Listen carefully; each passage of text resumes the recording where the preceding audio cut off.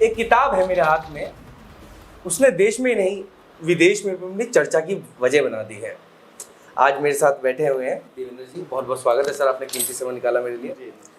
Sir, इससे पहले हम इसी से रिलेटेड वीडियो डाल चुके हैं चैनल पे, बहुत लोगों के सवाल आ रहे हैं, मेरे मन में भी बहुत सारे कंफ्यूजन है। पहला तो ये रुपया है क्या? देखो, अगर एक लाइन में आपको बताया जाए तो रुपया है मूल्य का मापक, ठीक है, और इसको बना दिया है शोषण का साधन, क्योंकि जिसको आप रुपया कहते हो वो रुपया नहीं है, जिसको आप रुपया सोचते हो वो भी रुपया नहीं है। रुपया कुछ और है जिसके बारे में कभी किसी स्कूल या किसी कॉलेज में नहीं पढ़ाया जाता और बताया ही नहीं जाता कि रुपया नाम की चिड़िया, किस चिड़िया का नाम है रुपया।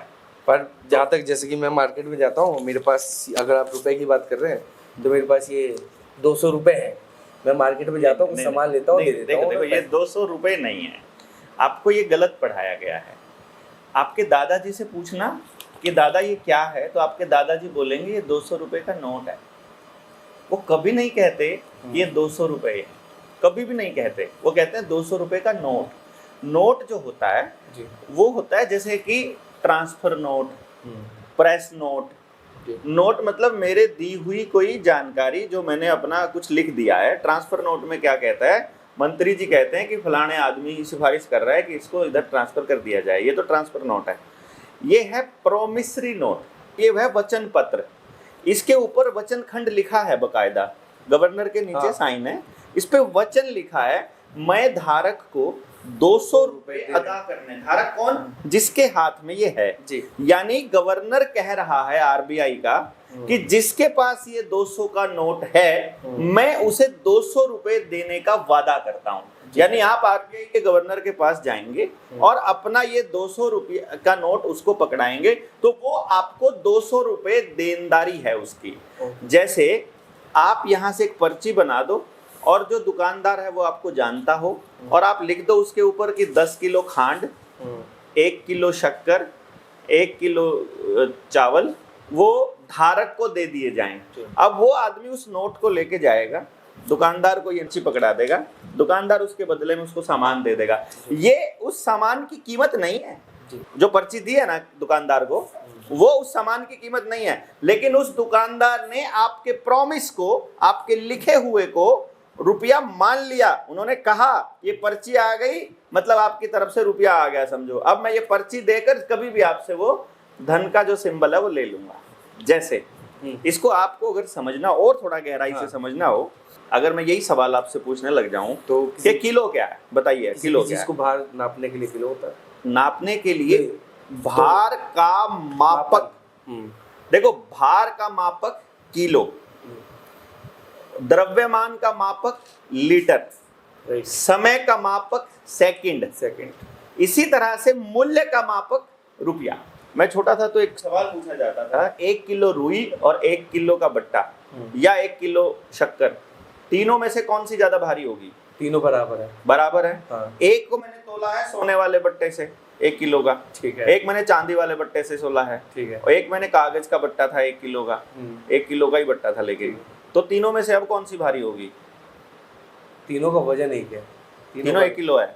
हाँ, तीनों का 1 किलो है, 1 किलो ही है। कीमत मतलब सोने वाले बट्टे से तो लो, लोहे वाले से तो लो, चाहे बराबर में आपने 1 किलो घी या गेहूं कुछ रख रखा है, सबका कोई फर्क नहीं पड़ता। इसका मतलब धातु से कोई फर्क नहीं पड़ता कि बट्टा किस चीज का है। हाँ। मकसद 1 किलो से होना चाहिए। राइट। इसी तरह से आपने 200 रुपए का नोट दिया, अगर मैं ऐसे ऐसे नोट लेकर जाऊं, 1 रुपए का नोट है ये, ऐसे ऐसे नोट जो आपने मुझे बताया, वैसे नोट लेने के लिए ऐसे ऐसे मुझे 200 देने पड़ेंगे, ऐसे ऐसे 100 देने पड़ेंगे, ऐसे ऐसे मुझे 40 देने पड़ेंगे, ये 5 रुपए का है। छपाई करने में जहां तक मैं समझता हूं लगभग बराबर इंक लगी हुई है। इसका मतलब अगर मैं इस नोट में लूंगा तो उस नोट से 40 गुना ज्यादा खर्चा होगा ये वाला नोट बनाने में, बिल्कुल, और 200 गुना खर्चा होगा ये वाला नोट बनाने में। लेकिन सरकार इसको भी बना रही है, उसको भी बना रही है। कमाल की बात यह है कि 500 रुपए के नोट पर भी लिखा है मैं धारक को 500 रुपए अदा करने का वचन देता हूँ। 5 रुपए के नोट पर भी लिखा है, 2 रुपए के नोट पर भी लिखा है, 1 रुपए के नोट पर तो कहीं नहीं लिखा है कि मैं धारक को 1 रुपया देने का वचन देता हूँ। इसके ऊपर तो सीधा 1 रुपया लिखा है, उस पर 200 रुपए लिखने में इनको क्या तकलीफ थी भाई? वाकई मतलब ये बिल्कुल नोटिस करने वाली बात है। मैं शायद पहली बार नोटिस कर रहा हूँ, बहुत लोगों को पता भी नहीं होगा इस 1 रुपए के सिक्के। इस पे तो मात्र 1 रुपया लिखा है। हाँ, इस पे तो सिर्फ 1 रुपया लिखा है और बाकियों पर लिखा है मैं उतने रुपए देने का वादा करता हूँ। बिल्कुल। इसका मतलब ये 1 रुपया हो सकता है। हाँ, अभी भी आप कह रहे हैं इसमें संदेह है आपको? ऑब्वियसली अभी तो मैं अभी क्लियर करूंगा ना। इसका मतलब है ये 1 रुपया हो सकता है, लेकिन ये 500 रुपया नहीं है, ये कन्फर्म है, ये 500 रुपए का नोट है। हाँ। अब पंगा ये हुआ कि ये अपनी टीम ने पहले करा हुआ है और आपके हमारे दर्शक जितने लोग देख रहे हैं, मैं उन सब लोगों को ये बताने के लिए कि असल में रुपया क्या होता है, एक बार अपने पड़ोस में किसी सुनार के पास चले जाओ, उसको बोलो हमें पुराने ये चांदी वाले सिक्के चाहिए। चांदी वाला 1 रुपए का सिक्का, इस पर भी 1 रुपी इंडिया लिखा है। ये चांदी वाला सिक्का है, इस पर भी 1 रुपी इंडिया लिखा है। ये सिक्का मेरा है 1862 का, ये मेरा सिक्का है 1916 का, और ये मेरा 1 रुपए का सिक्का है 2007 का। ठीक है, मैंने 3 सिक्के भारत के दिए आपको, तीनों के ऊपर ये लिखा है 1 रुपी इंडिया, तीनों पे लिखा है, और इस पर भी लिखा है भारत सरकार। एक चीज मैं आप लोगों को और बता दूं इस 1 रुपए के नोट और बाकी के नोटों के विषय में। ये 1 रुपए का नोट है, इसके ऊपर लिखा है भारत सरकार, ध्यान से देखिएगा, गवर्नमेंट ऑफ इंडिया जी। बाकी के किसी भी नोट, आपके वाले 2 रुपए पे भी लिखा होगा फिर तो भारत सरकार। अगर वो भारत का रुपया है और भारत के लोगों सरकार ने बनाया है तो लिखा है भारत सरकार? नहीं। क्यों? भारत, यहाँ भारत सरकार लिखने में क्या मतलब शाही खत्म हो रही थी उनकी? मतलब क्या तकलीफ है? तकलीफ क्या है? उतनी तो शाही भारत सरकार लिखने में लगती है, उतनी भारतीय रिजर्व, बल्कि भारतीय रिजर्व बैंक लिखने में ज्यादा शाही लगेगी, भारत सरकार लिखने में कम अंक लगते हैं। बिल्कुल सही बात कही, मैं पहली बार नोटिस कर रहा हूँ, सच बताएं। ठीक है, शायद मैक्सिमम लोगों को ये बात वाकई नहीं पता होगी कि अब ये बात आ ही गई है तो ये भी बता दीजिए क्यों ऐसा भेदभाव? ये ऐसा इसलिए क्योंकि ये जो 1 रुपया है ये छापती है भारत सरकार। ठीक है। और ये जो नोट है बाकी के 2 रुपए का, 5 रुपए का, 10 रुपए का, 100, 100, 200, 2000, ये छापता है भारतीय रिजर्व बैंक। ठीक है। और भारतीय रिजर्व बैंक और भारत सरकार दोनों अलग अलग चीज है। भारतीय रिजर्व बैंक इंग्लैंड के अधीन है अभी भी, बैंक ऑफ सेटलमेंट के, बिल्कुल अभी भी। अभी भारतीय रिजर्व बैंक एक भी निर्णय बोर्ड ऑफ डायरेक्टर से पूछे बिना नहीं ले सकता। और भारतीय रिजर्व बैंक के बोर्ड ऑफ डायरेक्टर में कौन बैठा है? नंदन नीलकेणी, आनंद महिंद्रा, रतन टाटा तो मर लिया, अजीम प्रेम जी जैसे लोग बैठे हुए हैं अभी भी board of director. Board of director किसका होता है? कंपनी का होता है कि सरकार का होता है? कोई कंपनी होती है उसका होता है। वो क्यों बैठे हैं? उसकी मर्जी के बिना सरकार एक नोट बंद नहीं कर सकती, उनकी मर्जी के बिना एक नोट छाप नहीं सकती, लेकिन 1 रुपए का नोट अपनी मर्जी से छाप सकती है। तो 1 रुपया भारत सरकार का है और बाकी का रुपया वो के बाकी के नोट एक प्राइवेट रिजर्व बैंक के, प्राइवेट कंपनी बता रही है, उसमें वादा है। हाँ। इसमें 2 चीजें लिखी हुई हैं, ध्यान से देखिएगा। भारतीय रिजर्व बैंक लिखा है, साथ में नीचे लिखा है केंद्रीय सरकार द्वारा प्रत्याभूत यानी केंद्रीय सरकार द्वारा गारंटीड है। अब केंद्रीय सरकार के बारे में पता करो, आपको मालूम पड़ेगा कि भारत में कोई केंद्रीय सरकार है ही नहीं। मैं लगातार टीवी चैनलों पे जब कभी कोई इंसान देखता है तो केंद्र सरकार की तरफ से ये फैसला आया है, केंद्र सरकार की तरफ से ये फैसला, केंद्र सरकार का मतलब पार्लियामेंट ऑफ इंग्लैंड से। केंद्र सरकार भारत की सरकार का नाम नहीं है। आप तो केंद्र सरकार कहीं पर भी लिखा है। मैं थोड़ा सा कंफ्यूज हूं। अरे भाई साहब, सरकारी दस्तावेज आएंगे, कोई सरकारी दस्तावेज के ऊपर आपने केंद्र सरकार लिखा देखा है? अगर मंत्रालय का नाम लिखा होता है, भारत सरकार के अधीन होता है, और नीचे एडिशनल चीफ सेक्रेटरी या चीफ सेक्रेटरी के साइन होते हैं, मुख्य सचिव के या फिर अतिरिक्त मुख्य सचिव के लिखे होते हैं तो ना। आप कह रहे हैं कहीं भी केंद्र सरकार नहीं लिखी है ही नहीं ना। आपके देश की सरकार के 3 नाम है।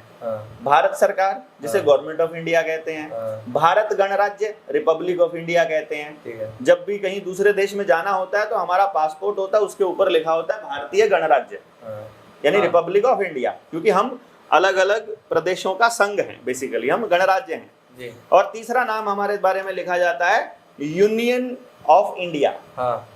यानी कि हम इंडिया के जितने स्टेट हैं, इंडिया जितना बना है उसका यूनियन है।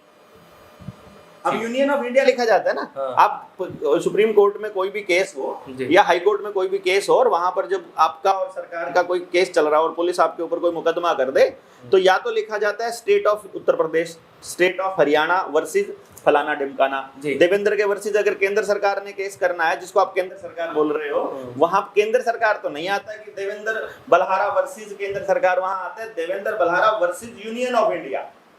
वो जो सुप्रीम कोर्ट में जो सरकार जो आपको जिसको आप पुलिस कहते हो या जिसको आप सरकार कहते हो, वो सरकार यूनियन ऑफ इंडिया है, केंद्र सरकार नहीं है भाई। कहीं संविधान के अंदर, कहीं किसी सरकारी दस्तावेज के अंदर, किसी जगह पर भी केंद्र सरकार का कहीं कोई जिक्र नहीं है। केंद्र सरकार का जिक्र आजादी के नाटक से पहले पार्लियामेंट ऑफ इंग्लैंड से जो रानी के आदेश आया करते थे उनको स्पेसिफाई करने के लिए लिखा जाता था कि केंद्र सरकार ये चाहती है, केंद्र सरकार ये। अगर आप लोगों को कहीं दिखे ये केंद्र सरकार तो प्लीज कमेंट बॉक्स में जरूर बताइएगा और किसी व्यूअर से हमारे अरे बताइए ना, हाँ उसको शेयर कीजिएगा, बताइएगा कि भाई यहाँ केंद्र सरकार लिखा है ऑफिशियल डॉक्यूमेंट के अंदर, तो ये केंद्र सरकार का ये है। और एक और कमाल की बात है, आरबीआई एक्ट 1934 पढ़कर देखोगे, इसके ऊपर लिखा है कि मैं धारक को 200 रुपए अदा करने का वचन देता हूं जी। आरबीआई एक्ट 1934 में लिखा हुआ है यदि भारत सरकार वो गोल्ड देने से मना कर दे जिसको पीछे रखकर ये नोट छापे गए हैं तो रिजर्व बैंक मुक्त हो जाएगा। अगर आपका नरेंद्र मोदी ये कह दे कि जो देवेंद्र कह रहा है वो सही है, गोल्ड के बिना नोट नहीं छप सकते और हमारे पास है नहीं, अब हम तुम्हें दे नहीं सकते, तो ये कागज के टुकड़े के अलावा तो कुछ भी नहीं है, खाली प्रॉमिस है ना। फर्जी प्रॉमिस है इसका मतलब। फर्जी प्रॉमिस किसने किया? गवर्नर ऑफ इंडिया ने। कहा है वो गवर्नर ऑफ इंडिया? वो तो मर लिया, तो कोई जिम्मेदारी नहीं है। तो रूल के अकॉर्डिंग अभी भी तो ऐसा ही होता है कि गोल्ड जितना रखे उसके हिसाब से नोट की सफाई होती है। आपको ऐसा लगता है? अच्छा, हमने पूछा है, मुझे नहीं लगता, बहुत लोगों को लगता है। बहुत लोगों को लगता है। ये किताब है, इसमें सबूत दिए हैं हमने, इसमें ये सबूत भी दिया हमने। भारत सरकार से ये पूछ लिया, केंद्र सरकार जिसको आप कह रहे हो या फिर यही जो सरकार जिसको आप पहले कांग्रेस की थी अब मोदी की सरकार है, इसमें हमने पूछ लिया। हमने कहा एक बात तो बता दो यार कि ये जो नोट छापते हो किस हिसाब से छापते हो, पहले बता दो। कोई नियम होगा, कुछ पीछे रखते होंगे सिक्योरिटी, कोई और चीज रखते होंगे, कोई नियम होगा, वो नियम पहले किसी ने बनाया होगा। आप कहते हो अब हम सोना नहीं रखते हैं, इसका मतलब आपने वो नियम बदला होगा। बिल्कुल। यदि आपने नियम बदला है तो आपके पास नियम बदलने के अधिकार होने चाहिए। आपको वो बदलने के अधिकार किसने दिए? आपने किस नियम के तहत बदला? और अब नियम क्या है नोट छापने का, और कौन से नोट को असली और कौन से नोट को नकली, कौन सी मुद्रा को वैध और कौन सी को अवैध कहेंगे, कृपया करके वो नियम हमको बता दीजिए। मालूम है क्या कहता है वित्त मंत्रालय? जी बताइए। वो कहता है हमारे पास वैध रुपए का कोई दस्तावेज उपलब्ध नहीं है। इसका मतलब मैं ये समझता हूं कि हमारे पास सारा रुपया जितना है वो अवैध है। 20 नंबर पेज के ऊपर इस किताब के आपने कौन सा नोट दिया? ये वैध रुपए का कोई दस्तावेज उपलब्ध नहीं है। 2015 में लिखना शुरू किया सरकार को और आते आते 2023 तक पहुंचे, यानी 8 साल तक सिर्फ इस सवाल का जवाब मांगने के लिए लगातार अपील और सीआईसी में जाके पहुंचे, और तब जाकर के सीआईसी ने जवाब दिया। सेंट्रल इंफॉर्मेशन कमिश्नर के सामने जब आरबीआई के गवर्नर उसके डायरेक्टर को बैठना पड़ा, तब बताना पड़ा कि जवाब लिख कर दो इनको, तो फिर बताते हैं कि हमारे पास वैध रुपए का कोई दस्तावेज नहीं है।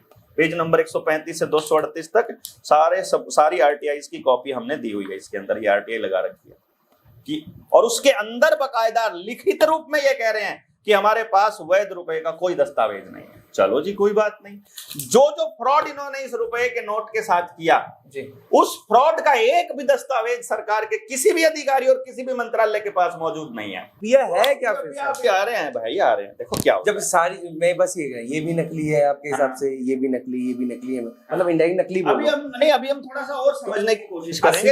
असली बस ये पूछना चाहता हूँ, ये देखो अब ये रुपया आने से रहा, अब तो छप नहीं रहे क्यों नहीं रहा छपने से? किसने कहा ये अब कहां से आया, फिर मेरे पास कहां से आया?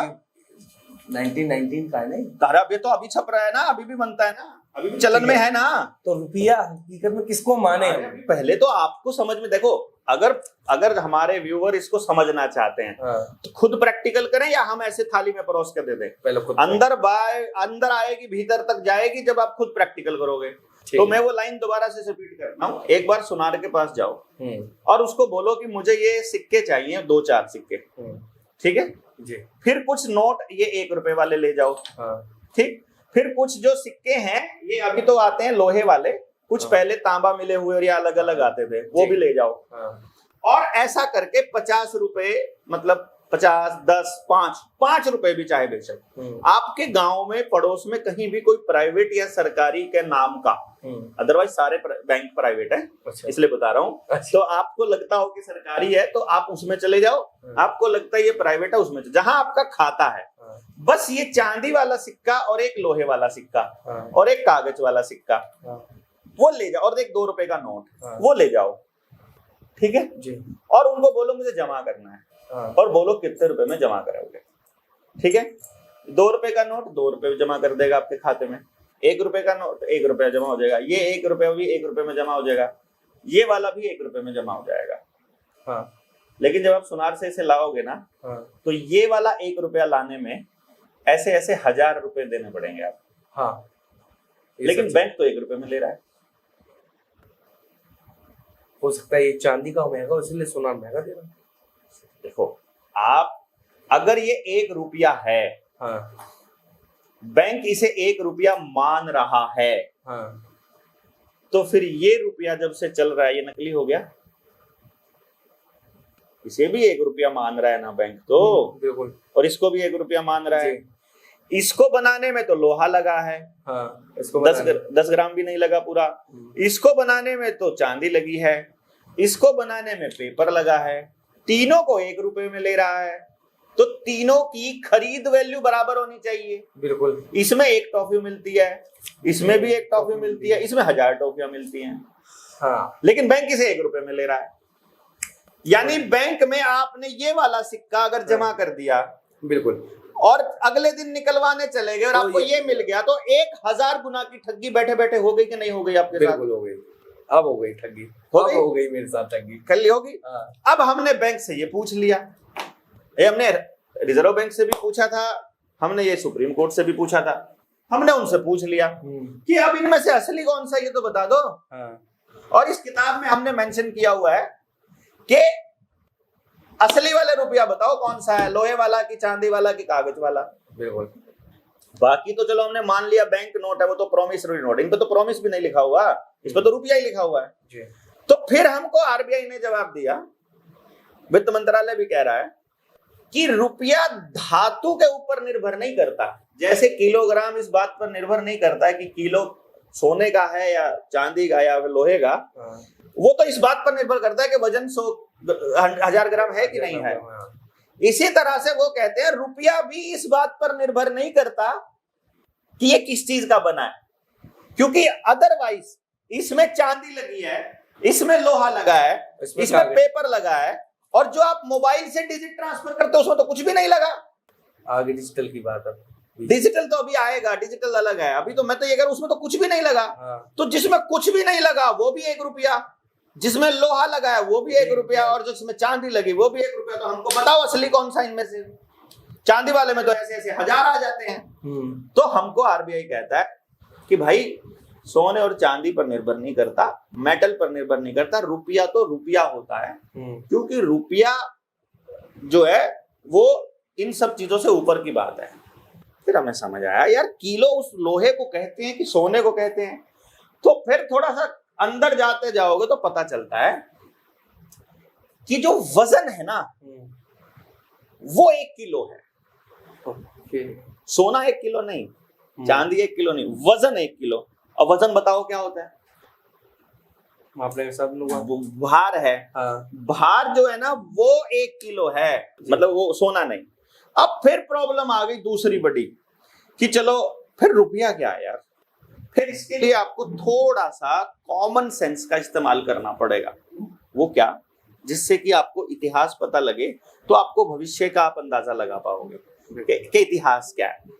इतिहास ये है, हम कभी इन कागज के टुकड़ों में व्यापार कभी करते ही नहीं थे। भारत के अंदर मसाले हुआ करते थे और कपड़ा हुआ करता था, दालें हुआ करती थी, और दूसरे देशों के पास कुछ भी नहीं था, मीट मांस और कबाड़ के अलावा, चाय कॉफी के अलावा। उनके पास वो सब होता था। उन्होंने कहा कि आप हमसे चाय कॉफी ले लो और हमें ये अपनी दालें और ये कपड़े दे दो जो यहाँ तुम्हारे यहाँ बनता है, क्योंकि हमारा हर गांव उत्पादन आधारित था। तो हमारे वाले लोग स्मार्ट थे, वो बोले तुम्हारा ये कबाड़ हमको नहीं चाहिए, ये सिर्फ हमारी वातावरण के लिए, हमारी जलवायु के लिए तुम्हारी चाय पत्ती और ये कॉफियां नहीं बनी है, तुम्हारे वहां के लिए ही है। हमको तो ऐसी चीज दो जो पूरी दुनिया में यूनिवर्सल हो और चलती हो। तो उन्होंने गोल्ड में ट्रेड करना चालू कर दिया, क्योंकि पूरी दुनिया में आज भी जब किसी देश की करेंसी ठप हो जाती है तो सोने पर ही भरोसा किया जाता है कि हम गोल्ड में ट्रेड करेंगे।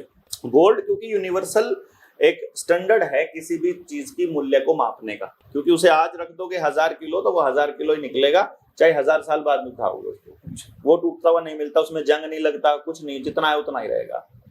तो हमारे वालों ने जब, हमारे लोगों ने, हमारे पुरखों ने जब सोने में ट्रेड करना चालू किया, तो भारत को जो सोने की चिड़िया कहने का जो मतलब ये था, मेरे पास अभी भी मैंने एक गांव देखा है महाराष्ट्र के अंदर, मैं नाम अभी नहीं लूंगा क्योंकि सरकारों की नजर उस पर पड़ जाएगी। वहां का आदमी हमारी टीम में शामिल है, वो कहते हैं कि हमारे यहाँ 4 भाई अलग हुए जब, तो चारों को अलग अलग जमीन मिल गई थी कि तुम वो वाला खेत ले लो, तुम वो वाला ले लो, तो उन्होंने अपने अपने घर वहीं बना लिए।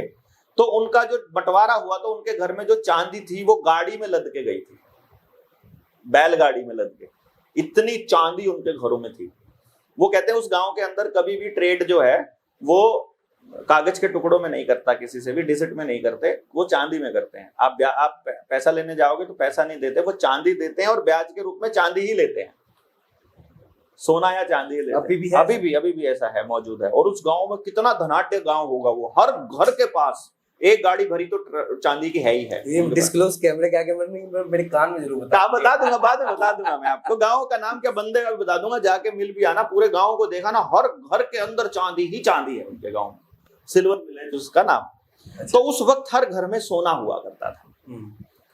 उन्होंने गेम खेला कि सोना तुम्हारा चोरी हो सकता है, क्योंकि चोर जितने भी है ना, जैसे आज साइबर क्राइम हो रहा है और इससे पहले दूसरे गाड़ियों में जो चोर होते हैं, ये सब सरकार के समर्थित लोग होते हैं। आपको पता ही है, बहुत बड़ा इल्जाम लगा। आप यूपी में हो भाई, पुलिस वालों की सबकी जानकारी नहीं है, चोरों के साथ दोस्ती नहीं है क्या? कहीं भी चोरी हो जाए पुलिस वालों को पता होता है ना किसने करी है, एग्जैक्टली मालूम होता है यार, सब याराना है। और चोरी एक ऐसा धंधा है जो आज तक कभी किसी को सजा नहीं हुई।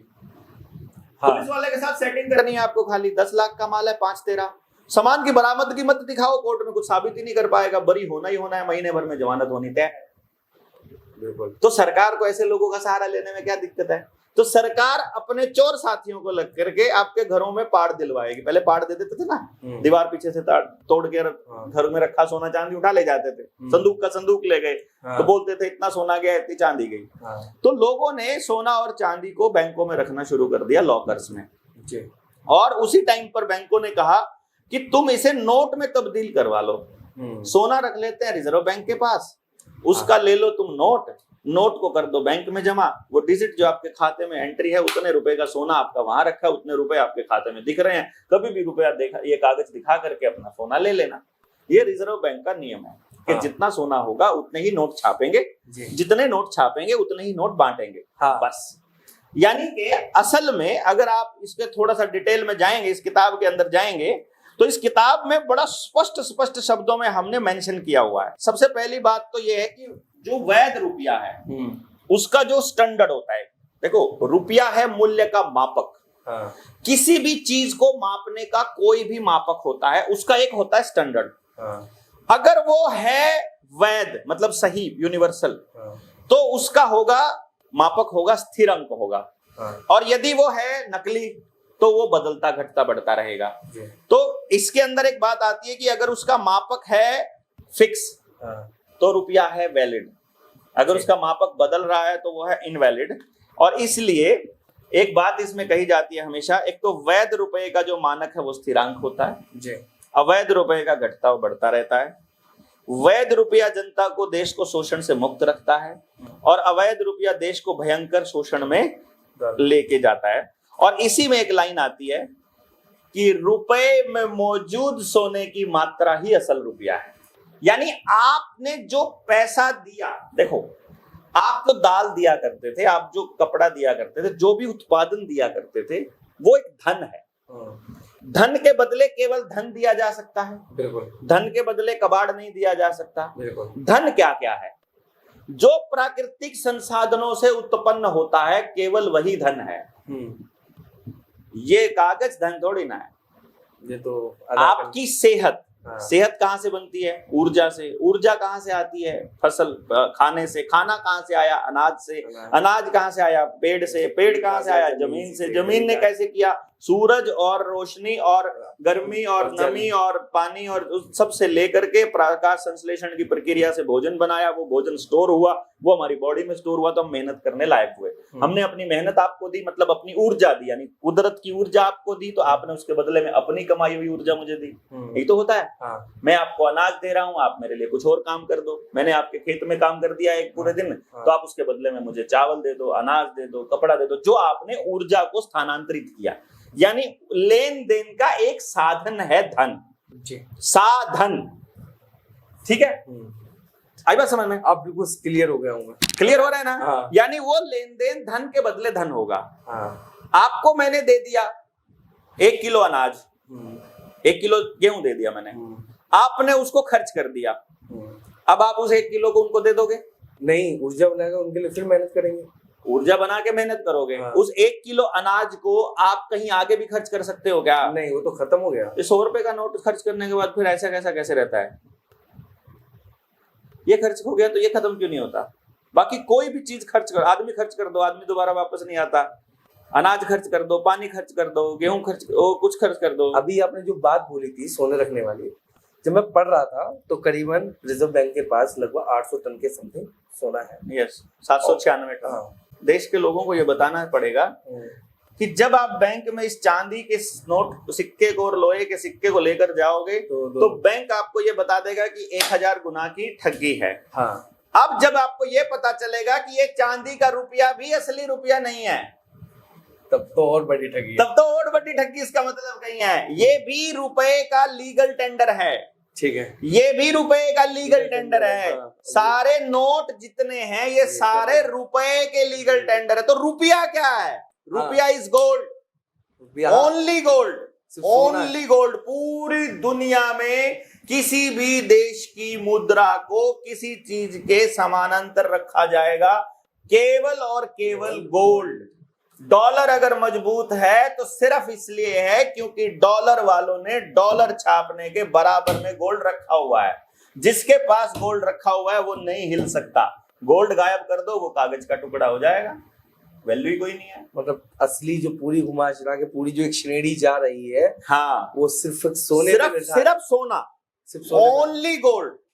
हर चीज की कीमत गोल्ड की कीमत के बराबर में ही आंकी जाएगी। अब पता चले कि कितना गोल्ड, तो स्टैंडर्ड देखना पड़ेगा यूनिवर्सल, क्योंकि मैंने बोला अगर रुपया वैध है तो स्टैंडर्ड को नहीं बदला जा सकता। तो स्टैंडर्ड मिलता है पुराना कभी का 10 रुपए में एक मोहर, 10 रुपए में एक, ये स्टैंडर्ड है। बाद में 1882 में जो पेपर करेंसी एक्ट 1882 आया, उसमें सब मेंशन है किताब के अंदर, उसमें उन्होंने थोड़ा बदलाव किया और ये कहा कि 15 रुपए में एक मोहर मिलेगी जी। तो अभी जो हम 777 वाली जो बात बोलते हैं, हम इसी लिखित कानून के हिसाब से, चलो हम यूनिवर्सल कानून को अगर एक सेकंड के लिए भूल भी जाएं, भूल लें, फिलहाल के लिए इतना भूल रहे हैं कि चल कोई ना, पहले तो इसका कर ले हिसाब, उसका भी फिर तेरे से कर लेंगे, पहले तो ये तो कर। या तो तू ये कह दे कि इस रुपए के पीछे कुछ रखा नहीं है तो ये कबाड़ का टुकड़ा हो गया, ठीक है, अगर कुछ रखा है तो वो क्या है वो बता। तो कोई ना कोई कानून के साथ, अगर कुछ नहीं रखा तो किस कानून के तहत नहीं रखा, बिना रखे छाप कैसे दिया, पहले तो ये बता। हाँ। देश के लोगों का शोषण कैसे कर दिया तुमने इसको शोषण का साधन बना दिया। तो फिर ये चेक करने के लिए कि अभी चेक करो तो पुराने दस्तावेज निकल कर आते हैं, तो 15 रुपए की एक मोहर मिलती है, और मोहर होता है 1 तोला शुद्ध सोना। ठीक है, 1 तोला शुद्ध सोना होता है 11 ग्राम 664 मिलीग्राम। जब इस 11.664 ग्राम को डिवाइड करते हैं 15 से, तो आता है 777 मिलीग्राम शुद्ध 24 कैरेट का सोना। 24 कैरेट। हाँ, जिसकी कीमत आज लगभग 10,000 रुपए के ये कागज के नोट हैं। हाँ। यानी कि आप जो कमाते हो वो धन कमाते हो। हाँ। गेहूं, डंगर, पशु, मेहनत, मजदूरी, जो भी आप, या कपड़ा बनाया, या कुछ भी आपने उत्पादन किया, उत्पादन केवल किसान करता है। हाँ। फैक्ट्रियों में उत्पादन नहीं होता। फैक्ट्रियों में एक चीज दूसरी चीज में कन्वर्ट की जाती है। लोहे को पिघलाकर कुछ और बना दिया जाता है। लोहा पैदा नहीं किया जाता। लोहा केवल जमीन से पैदा होगा, कोयला केवल जमीन से पैदा होगा, सोना, चांदी, बॉक्साइट, एल्युमिनियम जो भी है, या अनाज, सब जमीन से पैदा होगा। जो जमीन से पैदा हो रहा है वो उत्पादन है, बाकी सब बकवास है। तो जब उत्पादन होता है, जितना उत्पादन होता है उसके बराबर का सोना रखना पड़ता है, क्योंकि उसकी कीमत देनी है जिसने उत्पादन किया है। उतने ही नोट छापे जाते हैं और उस आदमी तक पहुंचाए जाते हैं, और वो मार्केट में सर्कुलेट होते हैं। अगर उससे फालतू नोट कोई छाप रहा है तो पूरी देश की जनता के साथ वो ठगी कर रहा है। और कितने नोट छापेगा?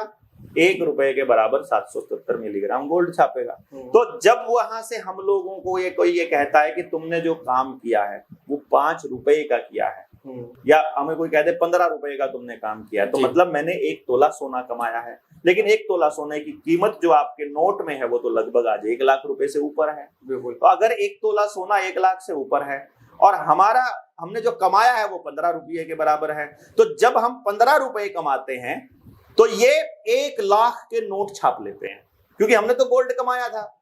1 तोला सोना, 15 रुपए कमाए तो 1 तोला सोना कमा लिया जी, तो गोल्ड छाप लिया। उस गोल्ड की कीमत नोट में है 1 लाख, तो वो नोट छाप के 1 लाख उद्योगपति को दे देते हैं, उद्योगपति के पास पहुंच जाता है। तो एवरी ट्रांजैक्शन जो आप बैंक में करते हो और जमा करते हो और निकलवाते हो, जैसे इस चांदी के सिक्के के मामले में 1000 गुना की ट्रांजैक्शन थी, वैसे ही आप मेहनत करके जब अपनी मेहनत की कमाई को अपने पास ना रखकर खाते में जमा करते हो, तो खाते में जमा करके निकलवाने में ही आपके साथ 10,000 गुना की ठगी हो जाती है। इसीलिए देश का प्रत्येक नागरिक रोज की रोज कर्ज में दबता जा रहा है, रोज की रोज महंगाई बढ़ रही है, रोज की रोज वो गरीब होता जा रहा है, हर रोज उसका बिजनेस ठप होता जा रहा है। आप देख लो, प्रत्येक व्यक्ति का बिजनेस ठप हो रहा है। जिसने कर्जा लेकर के नहीं दिया, केवल उसका बिजनेस चल रहा है। जिसने कर्जा लेकर देना है, यानी कि अडानी अंबानी का, उनका नहीं बिगड़ेगा, क्यों उन्हें देना ही नहीं है वो। लेकिन जो आपने कमाया है, आपकी हर कमाई के साथ, आपके साथ हर 1 रुपए के साथ 10,000 गुना की ठगी जिसके साथ होती रहेगी, वो तो कंगला होना ही होना है भाई, जितना मर्जी जोर लगा लो। अब आगे आपने मेरे को ये क्लियर कर दिया और मैक्सिमम लोगों को क्लियर भी हो गया होगा रुपया क्या है। चलिए देवेंद्र जी, आपने बहुत समय दिया, उसके लिए बहुत बहुत धन्यवाद। बस मैं आप लोगों से ये कहना चाहता हूँ कि अभी भी कोई दुविधा है तो थोड़ा समय निकालिए, अपने अंगूठे को टिप टिप करके कुछ कमेंट करिए, और आपके सवाल हमें जेन्युइन लगे तो फिर हम देवेंद्र जी से समय लेने की कोशिश करेंगे। प्रैक्टिकल आप जाइए ना, बैंकों में सवाल का जवाब देने की कोशिश करेंगे जो आपके मन में दुविधा बनकर घूम रहा है। फैक्ट चेक जरूर, तो पहले फैक्ट चेक करें, प्रैक्टिस जरूर करें।